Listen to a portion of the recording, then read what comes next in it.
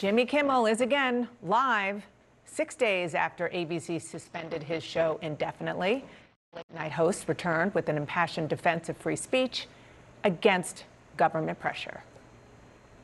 Look, I never imagined I would be in a situation like this. I barely paid attention in school. But one thing I did learn from Lenny Bruce and George Carlin and Howard Stern is that a government threat to silence a comedian the president doesn't like is anti-American. That's anti-American. He also tearfully addressed those offended by his comments on Charlie Kirk's death, saying it was never his intention to make light of the murder of Kirk. And he closed by uplifting Erica Kirk's powerful moment on Sunday when she forgave her husband's killer.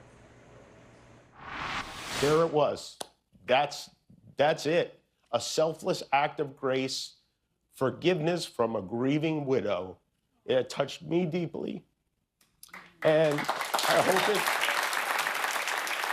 it touches many. And if there's anything we should take from this tragedy to carry forward, I hope it can be that, not this. Let's dig in with my panel. What a moment we're in. I mean, it's really remarkable. And it might not be over, Nia, because the president, he posted this just before Kimmel's show aired last night. He said, why would they want someone back who does so poorly, who's not funny, who puts the network in jeopardy by playing 99% positive Democratic garbage? He is yet another arm of the DNC. To the best of my knowledge, that would be a major illegal campaign contribution, and this is key here. I think we're going to test ABC out on this. Let's see how we do. Last time I went after them, they gave me $16 million. This one sounds even more lucrative. The $16 million referring to a suit that was settled before it got to court against ABC News and George Stephanopoulos. That's right. Listen, and we know that this is a president who loves lawsuits. He has had some success, as he reminds us over and over with ABC and with CBS too. We know that his FCC chair has talked about this idea of this equal time doctrine, and should it apply to a show like The View?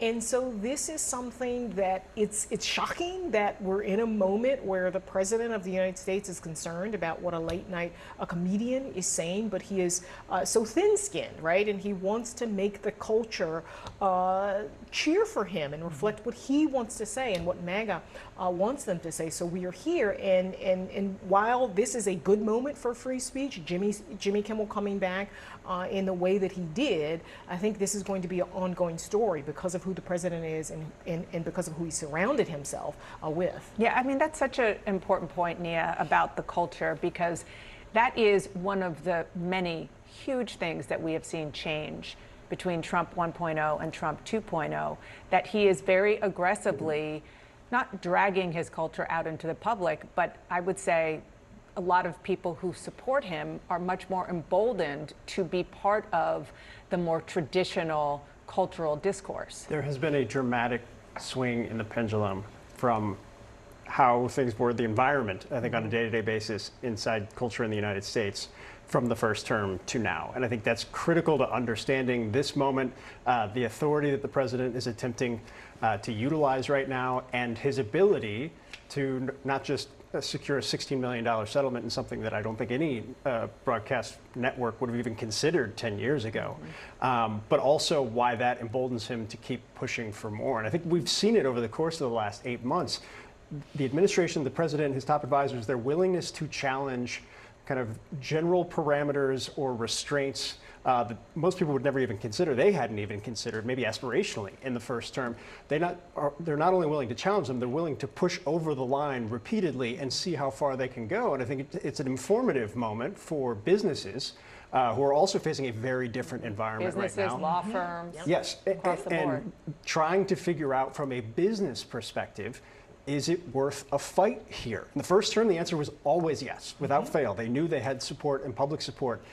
This time, it has been a very different moment, and I think that camel's nose under the tent from those initial settlements is now being borne out. Or whether or not this is these media companies pushing the camel's nose back outside the tent.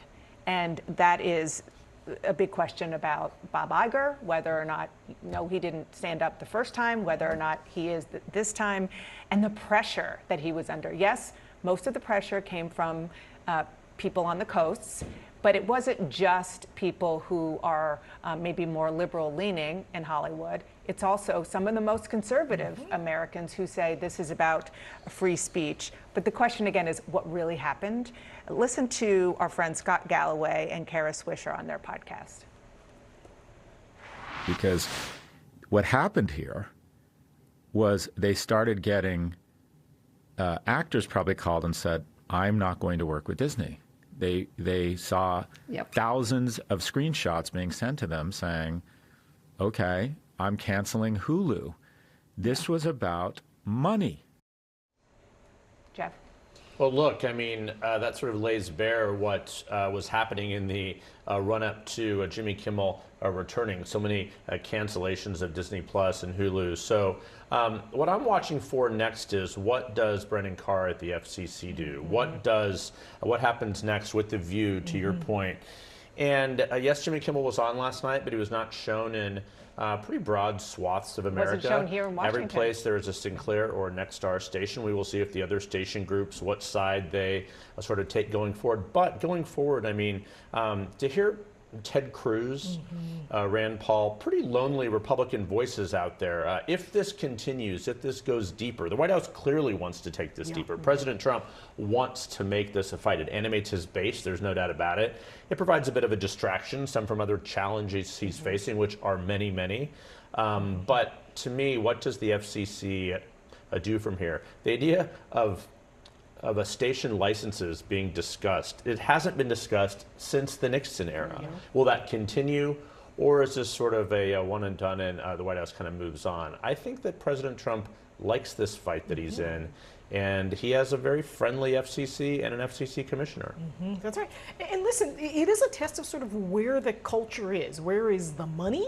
Is it on the right? Is it on the left? And here it was sort of, you know, ABC at first was saying, well, there's the sort of the money and the pressure and the culture is moving to the right. And then there was this backlash. Some of it was from Hollywood and some of it was from people like Ted Cruz. And so this is a real moment. I mean, this is a president who came into office and seized the reins of the Kennedy Center, right?